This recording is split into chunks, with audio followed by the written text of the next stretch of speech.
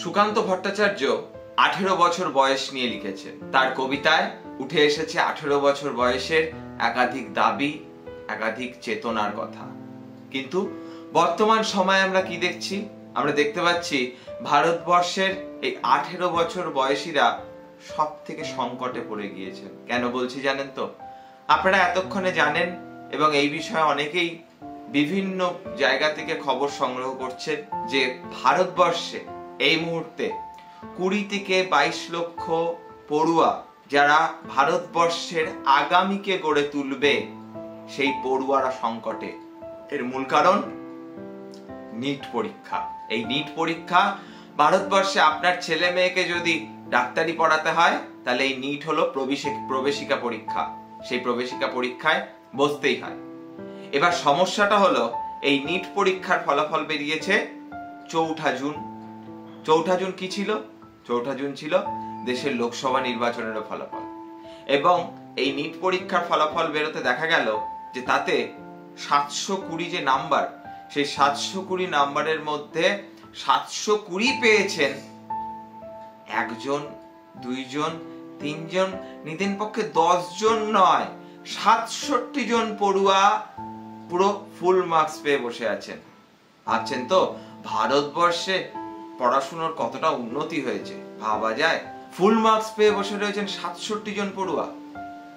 এবার এইখান থেকেই বিতর্কের শুরু। এবারে যখন নিট পরীক্ষা হয়েছিল 5ই মে, তখন সেই নিট পরীক্ষায় প্রশ্নপত্র লিক থেকে শুরু করে একাধিক অভিযোগ উঠেছিল বিভিন্ন রাজ্য থেকে। তখন কেউ তেমন ভাবে আমল দেননি।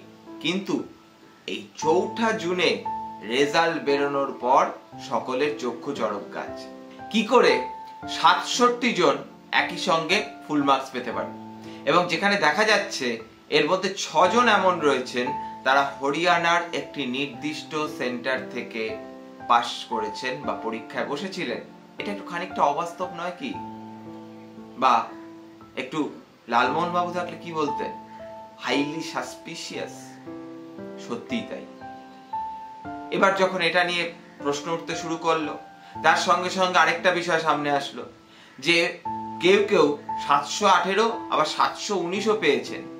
এবার নিটের যে পরীক্ষার যে নাম্বারিং স্কোরিং যে সিস্টেম, তাতে আপনি কোনো একটি প্রশ্নের উত্তর সঠিক দিলে +4 আর ভুল দিলে -1, এই যে সিস্টেম আছে তাতে অনেকেই অঙ্ক করে দেখাচ্ছেন যে 718 বা 719 কোনোভাবেই সম্ভব হতে পারে না। কি করে হচ্ছে এটা? এবার তারপর NTA ন্যাশনাল টেস্টিং এজেন্সি তারা একটা তত্ত্ব নিয়ে আসলেন। বললেন গ্রেস মার্কস দেওয়া হয়েছে। গ্রেস মার্কস কেন দিলেন? বলা হলো যে পরীক্ষার্থীদের আমাদের কারণেই আমরা সময় কম দিয়েছি, অনেক পরীক্ষার্থী ঠিকমতো সময় পাননি, তাই তাদের ক্ষেত্রে গ্রেস মার্কস দেওয়া হয়েছে। এবার দেখা যাচ্ছে 1563 জনকে গ্রেস মার্কস দেওয়া হয়েছে। আবার এই 1563-র মধ্যে রয়েছেন এমন 6 জন যারা মেধা তালিকায় ওই 67 জনের মধ্যে রয়েছেন। এবার এই 6 জনই কি সেই হরিয়ানার একটি সেন্টারে পরীক্ষা দেওয়া 6 জন? এটা কিন্তু এখনো পর্যন্ত পরিষ্কার হয়নি। এর সঙ্গে সঙ্গে একাধিক রাজ্য থেকে অভিযোগ উঠছে এই নিট পরীক্ষাকে কেন্দ্র করে একটা চক্র তৈরি হয়েছিল। কোথাও এক একটা প্রশ্নপত্র 20 লক্ষ, কোথাও 30 লক্ষ টাকায় প্রশ্নপত্র বিক্রি হয়েছে। হায় রে যুব সমাজ, কি আমাদের ভাগ্য! একটা দেশের সম্পদ কারা? একটা দেশের সম্পদ কোনো প্রতিষ্ঠান নয়। একটা দেশের সম্পদ তার যুব সমাজ, তার আগামী তরুণ প্রজন্ম। সেই প্রজন্মের ভবিষ্যৎ নিয়ে যারা ছিনিমিনি খেলে আর যে প্রশাসনের নাকের ডগায় এই ঘটনাগুলো ঘটে চলে, ধিক তাদের শতধিক। একটি ছেলে বা একটি মেয়ে এই নিট পরীক্ষার জন্য কত বছর ধরে প্রস্তুতি নেয় কোনো ধারণা আছে? কারোর থাকতে পারে, কিন্তু সকলের হয়তো নেই। সেই তার জীবনের কয়েকটা বছর এই পরীক্ষাটার জন্য সঁপে দিয়ে দেয়। তার কয়েকটা বছর খেলাধুলো বন্ধ, বন্ধুর সাথে কথা বলা বন্ধ, বাড়ির লোকের সঙ্গে কোনো অকেশনে যোগ দেওয়া বন্ধ, পুজোয় ঘুরতে যাওয়া বন্ধ, উৎসবে সামিল হওয়া বন্ধ, কেবলমাত্র একটাই কারণ যে এই নিটটা ক্র্যাক করলে পরে আমি ডাক্তারি পরীক্ষায় প্রবেশ করে যাব। আজকে তাদের ভবিষ্যৎ নিয়ে ছিনিমিনি।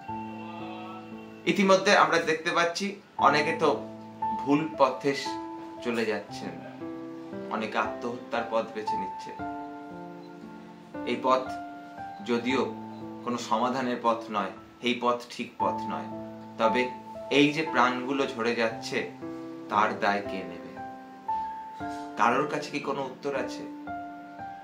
কেন্দ্রীয় সরকার গোল গোল কিছু কথাবার্তা বলছেন, তারা কতটা ভাবছেন? তারা তাদের শরিকি চাপ, তারা তাদের কোন শরিককে কোন মন্ত্রক দিতে হবে এই নিয়ে বেশি ভাবিত। 20-22 লক্ষ তরুণ প্রজন্ম, তাদের কথা ভেবে বা কি বা হবে? তাদের তো একটা করে ভোট, সবে তো নতুন ভোটার। এর সঙ্গে সঙ্গে দুটো বিষয় উঠে আসছে। এক, নিটের পরীক্ষার ফলাফল বেরোনোর কথা ছিল 14ই জুন, নির্ধারিত সময়ের 10 দিন আগে ফলাফল বেরোলো। একটু আশ্চর্যজনক ব্যাপার নয় কি? অনেকে তো এটাও বলছেন যে এই বড় সড়ো একটা দুর্নীতির ব্যাপার ঘটেছে বলেই বা অনিয়ম ঘটেছে বলেই ভোটের কাউন্টিং এর দিনে এই ফলাফলকে প্রকাশ করা হলো, যাতে ভোটের গণনার খবরে এই নিটের খবর চাপা পড়ে যায়। কিন্তু ওই যে দ্বার বন্ধ করে দিয়ে ভ্রমটারে ঢুকি, সত্য বলে আমি তবে কোন পথে ঢুকি। সত্যকে চাপা দেওয়া যায় না, কিছু দিনের জন্য চাপা দেওয়া যেতে পারে, কিন্তু চিরন্তন ভাবে চাপা দেওয়া যায় না। ধর্মের কল বাতাসে নড়ে। একই সঙ্গে আরো একটা সম্ভাবনা, ভাবুন এই যে যারা বিভিন্ন ভাবে অনিয়ম করে ডাক্তারি পরীক্ষায় ডাক্তারিতে প্রবেশ করছে, ভবিষ্যতে তো তারা ডাক্তার হবে, আর তাদের উপরে নির্ভর করবে আপনার, আমার পরিবারের ভবিষ্যৎ, আমাদের জীবন। অর্থাৎ শুধুমাত্র এই 20 লক্ষ ছেলে মেয়েকে অনিশ্চয়তায় ফেলে দেওয়া হচ্ছে এমনটা না, ভারতবর্ষের প্রত্যেক সাধারণ মানুষের সঙ্গে ছিনিমিনি খেলা হচ্ছে। এর শেষ কোথায়? সুপ্রিম কোর্টে একাধিক মামলা হয়েছে, সুপ্রিম কোর্ট নির্দেশ দিয়েছে যে এই 1563 জনকে আবার পরীক্ষায় বসতে হবে 23শে জুন, আর এই পরীক্ষার ফল বেরোবে 30শে জুন। কিন্তু কাউন্সিলিং প্রক্রিয়া বা নতুন করে সকলের পরীক্ষা নেওয়ার কোনো সুযোগ থাকছে না। 6 জুলাই থেকে ফের কাউন্সিলিং শুরু হবে। অর্থাৎ এর শেষ কোথায়? কারা এর সঙ্গে জড়িত? আর যদি কোনো বড় বড় কেন্দ্রীয় সরকারের বিভিন্ন রাঘব বোয়ালরা এর সঙ্গে জড়িত থাকেন, তাহলে এই তদন্ত করবে কে? কারা? যে সিবিআই ইডি কোথাও সেটিং আর কোথাও ইটিং এ ব্যস্ত থাকে, সেই সিবিআই ইডি কি পারবে এর তদন্ত করতে? এই ছেলে মেয়েগুলোর ভবিষ্যৎ কি? এরা কোথায় যাবে? এর উত্তর আমাদের কাছেও নেই, বিশ্বাস করুন। আপনাদের কাছে কি আছে জানি না, যদি কারোর কাছে উত্তর থেকে থাকে কমেন্ট বক্সে জানাবেন। আমরা এই ভিডিওর মাধ্যমে একটা কথা বলতে চাই, যদি এমন কোন পরীক্ষার্থী শুনে থাকো বা শুনে থাকেন আমাদের এই ভিডিও, আমি হাত জোর করে বলছি, জীবন অনেক বড়, একটা নিট পরীক্ষাই শেষ নয়। তাই তোমরা বা আপনারা কোনো ভুল সিদ্ধান্ত নিয়ে ফেলো না বা নিয়ে ফেলবেন না। প্লিজ লড়াইয়ে থাকুন, বেঁচে থাকুন। তেমন হলে আগামী বছর প্রস্তুতি নিয়ে নতুন করে আপনারা বসবেন। কিন্তু দয়া করে ভুল পথ বেছে নেবেন না। আজকের এই ভিডিও যদি মনে হয় যে ঠিকঠাক কারণে নির্মিত হয়েছে, তাহলে লাইক করে দেবেন।